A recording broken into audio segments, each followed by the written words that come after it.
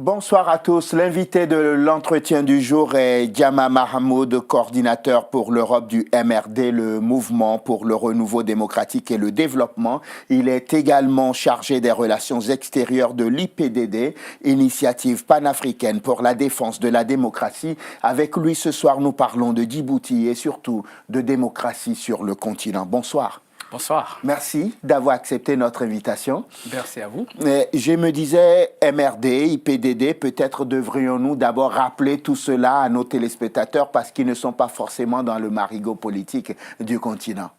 Effectivement, le MRD, c'est le mouvement de renouveau démocratique et le développement à Djibouti. Oui. C'est le principal parti d'opposition à Djibouti, le plus ancien également. Donc, c'est un parti qui lutte depuis plus de 25 ans contre le régime d'Ismaël Omar Guelleh d'une manière pacifique. Donc, voilà, il est très connu sur le pays, et dans le pays, mais également dans le continent. On fait partie, comme vous avez bien dit, l'IPDD.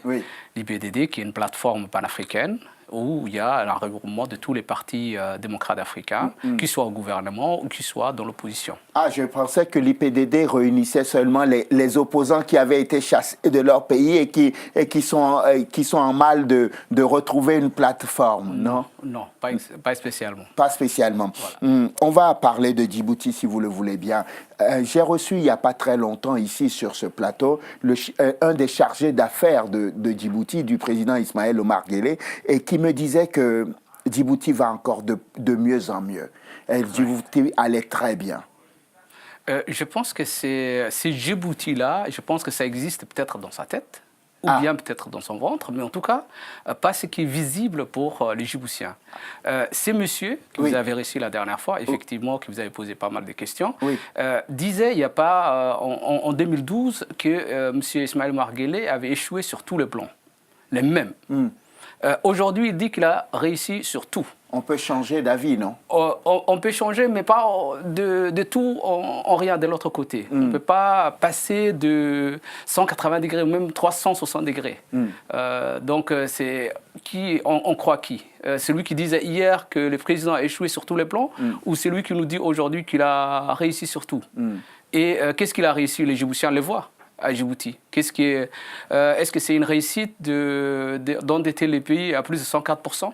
Est-ce que c'est une réussite que les hôpitaux à Djibouti sont des mouroirs? Est-ce que c'est une réussite que l'éducation à Djibouti, les enfants ne savent ni lire ni écrire?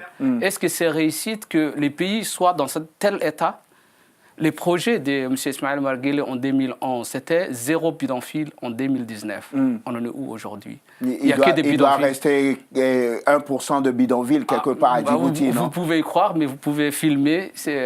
L'ensemble, on a l'impression que Djibouti est totalement des bidonvilles. Je vous ai entendu avancer des chiffres et on a d'ailleurs confronté les chiffres avec le chargé d'affaires, le chargé de mission du président Ismaël Omar Guelleh et qui a refuté les chiffres de 104% d'endettement et qui me parlait des chiffres bien en deçà. C'est l'opposition qui essaye de gonfler les chiffres, c'est ça? Ce ne sont pas des chiffres pour décrédibiliser le pouvoir. Ce ne sont pas des chiffres de l'opposition, ce sont des chiffres de FMI. Ce sont des chiffres de FMI. Nous pensons que c'est au-delà même de 104%.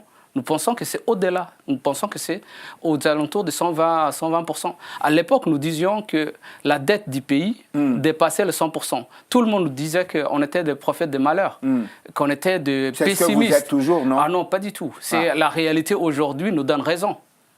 La réalité aujourd'hui, les gens voient réellement ce qui se passe à Djibouti. L'inflation, le niveau de vie des Djiboutiens. Les gens voient la réalité aujourd'hui. Donc vous êtes en train de me dire que rien ne va vraiment à Djibouti? Non seulement rien ne va, mais ça risque malheureusement de continuer encore plus. Pourquoi? Parce que l'endettement que le régime a blangé les pays ne fait que commencer, en fait. C'est un endettement que maintenant on va commencer à payer. Et nous savons qu'au-delà de 60%, la dette elle s'auto-alimente. Donc on n'a plus besoin maintenant de prendre d'autres dettes, alors que le régime djiboutien continue encore d'endetter les pays. Oui. Donc ça risque d'être encore pire que ce qu'il en est aujourd'hui. Oui, mais vous essayez de crier au loup, c'est ça, pour pouvoir pointer du doigt le pouvoir, alors que le pouvoir passe sa vie à investir. Les projets structurants qui sont mis en place en ce moment ont besoin d'être financés quand même. Est-ce que le pays avait besoin d'avoir trois ports, alors que celui qui est le principal port à Djibouti n'était utilisé que 40%. Nous avons sorti ces chiffres-là et le gouvernement nous a donné raison il n'y a pas si longtemps en disant que c'est Dubaï qui ne voulait pas dépasser le plus de 40%. Alors que réellement, le port de Djibouti n'est pas utilisé à sa capacité maximale. Et le problème, ce n'était pas, comme le régime le dit, ce n'est pas Dubaï autant que tel le problème. C'était les infrastructures derrière qui devraient accompagner les ports n'ont pas été faites. Il y a les routes. Les routes à Djibouti, il n'y a pas une seule autoroute qui part de Djibouti et qui va en Éthiopie. C'est une route meurtrière. C'est une petite nationale. Donc, on peut avoir un exponentiel des ports, mais derrière, s'il n'y a pas des infrastructures qui amènent les marchandises, on reste toujours au même point. C'est une mauvaise politique de la part du gouvernement. Non seulement c'est une mauvaise politique, mais tous les projets ne sont pas pensés du tout. Ils ne sont pas réfléchis. C'est des projets où on cherche juste à avoir des rétrocommissions. Donc, on demande... Vous êtes sérieux? Ah non, sérieusement. Nous parlons d'un gouvernement d'un État, et un gouvernement d'un État ne fonctionne pas comme ça, Monsieur Diama. Ce gouvernement-là, en tout cas, fonctionne de cette manière-là. Je suis entièrement d'accord que si c'était un État, ces projets-là, ça aurait dû être étudiés, ça aurait dû être bien ficelé avant d'aller à... Aujourd'hui, il n'y a aucun projet qui est rentable. Tous les projets qui ont été initiés par ces régimes, soit ils échouent, soit ils ne sont pas du tout rentables. C'est étonnant d'entendre toujours les opposants des régimes dans nos États nous dire rien ne va. Alors que je jetais un coup d'œil encore sur le rapport de la Banque mondiale juste avant notre entretien et les prévisions de croissance vont entre 6,7% et 7% cette année 2019. Vous ne pouvez pas me dire qu'un pays qui a une croissance qui est toujours constante comme ça est un pays qui ne fonctionne pas. Alors, comment ils sont calculés cette prévision de croissance? Ils sont calculés sur le fait que c'est les entreprises, c'est-à-dire le port de Djibouti, qui tiraient au maximum ces croissances-là. Et le port de Djibouti, c'est la croissance éthiopienne qui tirait jusqu'à aujourd'hui. C'est pas la croissance djiboutienne. Et cette croissance, elle n'est pas du tout inclusive. C'est une croissance qui ne rentre absolument pas pour la population djiboutienne. On n'en parle pas. Vous dites qu'on ne voit pas le poids de cette croissance dans le panier de la ménagère à Djibouti, c'est ça en fait? Non, pas du tout. Donc c'est un problème de redistribution, c'est pas un problème économique à la base, non? C'est non seulement un problème de redistribution, mais également un problème économique. Il n'y a pas d'entreprise, il n'y a pas de création d'entreprises à Djibouti. Les seules entreprises qui sont créées, c'est des entreprises familiales. C'est le fils, c'est la fille, il n'y a pas d'entreprise. Le fils de qui? Le fils du président, la fille du président. Ils ne peuvent pas diriger toutes les entreprises dans votre pays quand même. Les seules entreprises qui existent aujourd'hui qui sont créées, ce sont des entreprises familiales. Ce ne sont pas des entreprises, il n'y a pas des Djiboutiens qui créent d'autres entreprises. Il n'y en a pas. Je suis désolé de le dire. Pourquoi ils n'ont pas les moyens de créer des entreprises? Non seulement ils n'ont pas les moyens, mais c'est un secteur presque fermé. Tout est à Djibouti géré comme une entreprise familiale. Ce n'est pas un État en tant que tel qu'on peut l'imaginer. Non, c'est un État familial, c'est un État où il y a un homme qui décide d'investir le jour où il veut, de décider. Tous ces projets-là qu'on avait parlé n'ont même pas passé devant le Parlement. Le Parlement n'a même pas voté. Il le voit plus tard, lorsqu'il y a eu le problème de Dubaï. C'est là qu'on a ramené le problème de toute cette dette, de tous ces projets-là devant le Parlement. Mais avant, non. Sur le plan politique, nous sommes en 2019, mais nos yeux sont déjà fixés sur 2021. Et la question que tout le monde se pose, c'est en 2021, est-ce que le président Ismaël Omar Guelleh peut encore être candidat. Est-ce que vous pensez qu'il sera candidat? Le président Ismaël Omar Guelleh continuera à briguer tous les mandats tant qu'il sera en vie. Donc c'est un régime bon, en même temps, ce n'est pas contre la loi, parce que la loi lui permet de se présenter encore. C'est lui qui a supprimé. Il y avait un ordre constitutionnel que le président Ismaël Omar Guelleh a mis fin en 2011. Non, il n'a pas mis fin. Le Parlement a voté une loi en 2010 pour pouvoir supprimer la limitation, mais il y a une autre limitation, c'est l'âge. Qui élit le Parlement? Le Parlement, c'est vous, Lady Boussiana? Ah non, pas du tout. C'est le président Ismaël Omar Guelleh qui fait sa liste. Mais le président, il fait tout, en fait, dans votre pays. Il est chef d'entreprise, c'est lui qui nomme les députés. Vous savez, avant même l'élection, avant même que l'élection ait eu lieu à Djibouti, la dernière élection, par exemple, en 2013, il y avait des gens qui votaient leur victoire parce qu'ils étaient dans la liste du parti unique, du parti du président, le parti du président. Les gens votaient, les gens, on va dire, fêtaient même avant même que l'élection ait eu lieu. Donc ça veut dire qu'il n'y a pas vraiment d'élection à Djibouti. Les seules élections, c'est lorsque lui, il nomme. Donc vous ne vous attendez pas à un changement à la tête de votre État en 2021? Il n'y aura malheureusement pas, à moins que la population djiboutienne décide de prendre son destin en main. Et elle va décider comment? Aller voter? Elle a le choix d'aller voter ou de prendre la rue. Vous n'appelez quand même pas à l'insurrection quand même dans votre propre non, pays. si la population djiboutienne décide de prendre son destin en main, il n'y a personne qui peut aller à l'encontre de cette décision. Mais entendons-nous bien, le président n'est pas hors la loi s'il décidait de se présenter en 2021 parce qu'il n'aura que 74 ans. On est d'accord? Et la loi dit qu'après 75 ans, vous ne pouvez plus être président. Malheureusement pour vous, il a 74 ans. Oui, ça aussi, c'est des arrangements faits pour que le président reste le maximum de temps au pouvoir. Ce sont des mesures qui ont été faites sur mesure au président. Quand vous voyez ça à l'IPDD, qu'est-ce que vous vous dites sur l'état de la démocratie en Afrique?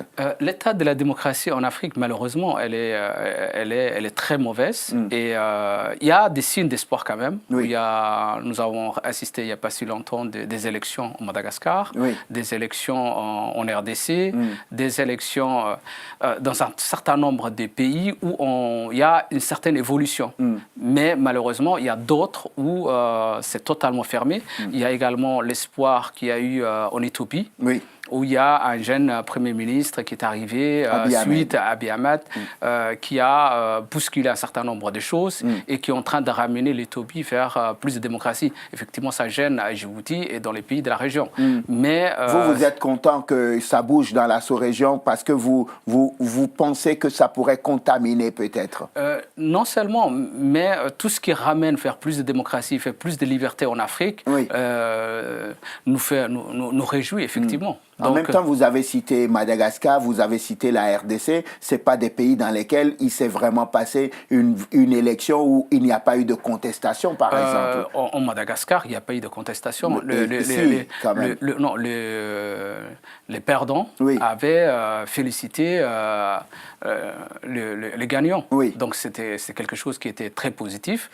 En RDC, il y a la première alternance démocratique depuis que ces pays existent. Donc, même s'il y a eu des contestations, je ne vais pas en rentrer dans les détails parce que nous n'avons aucune information crédible pour nous en tant qu'IPDD. Mais effectivement, nous saluons cette changement à la tête du pays. Exactement. Même si c'est à l'africaine.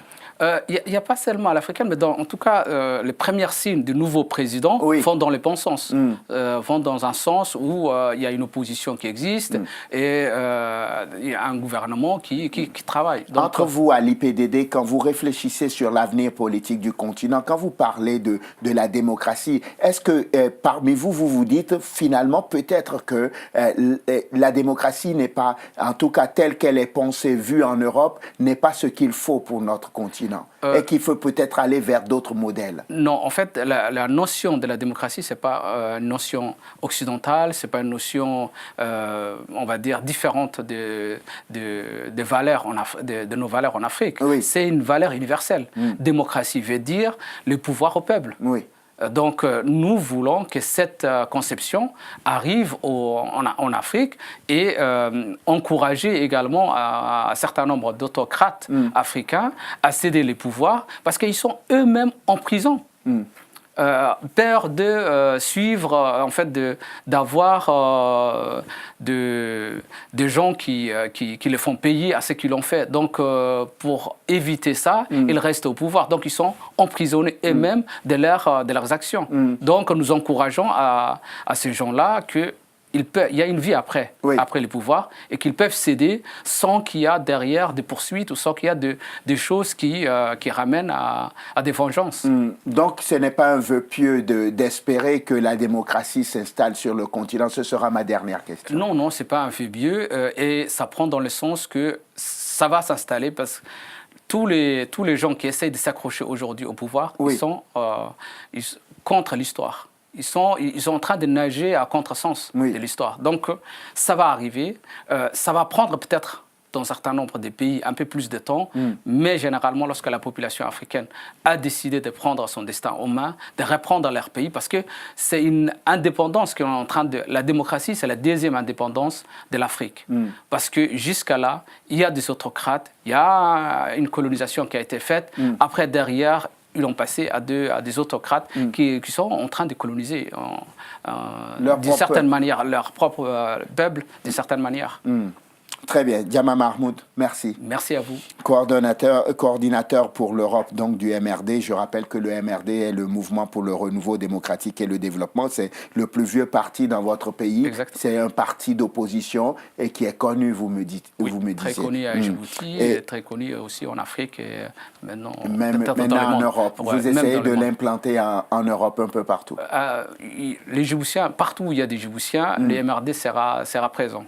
Et le MRD fait partie de l'IPDD, c'est ça, qui est une plateforme. L'IPDD est l'initiative panafricaine pour la défense de la démocratie. Et vous êtes chargé des relations extérieures à l'IPDD. Merci infiniment d'être venu dans l'entretien du jour. Merci à vous de nous avoir suivis. Je vous souhaite de passer une excellente suite de programmes, évidemment, sur Télésud. On se retrouve demain pour un nouveau numéro de l'entretien du jour. D'ici là, portez-vous bien. À demain.